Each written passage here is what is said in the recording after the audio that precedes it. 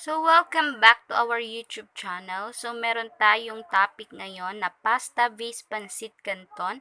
Pero bago yan, siguraduhin nakasubscribe na kayo sa ating channel at naklik ang notification bell. So, real talk lang, karamihan sa mga Pinoy ay paboritong merienda ang pancit canton. Minsan ay ginagawa pa itong ulam at pulutan sa inuman. What makes it so bad? Since these instant noodles are highly in process, they are low on nutritive content, malakas sila sa fats, calories, and sodium, and they are laced artificial colors and more preservatives. Maraming in preservatives ang mga noodles para mas lalo silang tumagal. Meron itong pahayag, es may high indigestion hogaziaida kainise, meaning most instant noodles are made of maida, or refined flour, which could cause indigestion. A common belief was that instant noodles could lead to bowel troubles and obesity. Maraming cause at undefined effects pa ang pancit canton.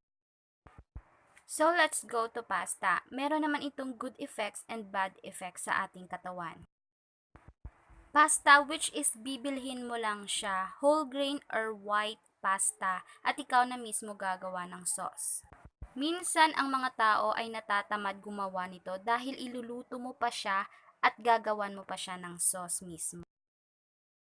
Ayon sa research, mas maganda ang pasta sa pangangatawan dahil marami itong benefits kumpara sa pancit canton.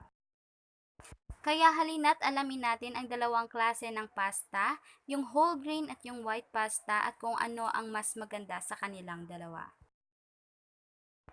In November 2017, is pasta healthy or unhealthy? Refined pasta is higher in calories, while whole grain pasta is good for the health.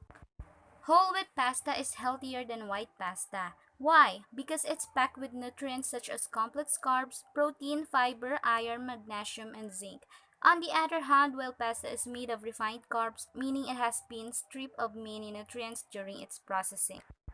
So whole grain pasta uses all of the wet kernel, which means that the nutrients remain in the pasta, along with fiber and other beneficial components. Whole grain pasta is also lower in calories and carbohydrates.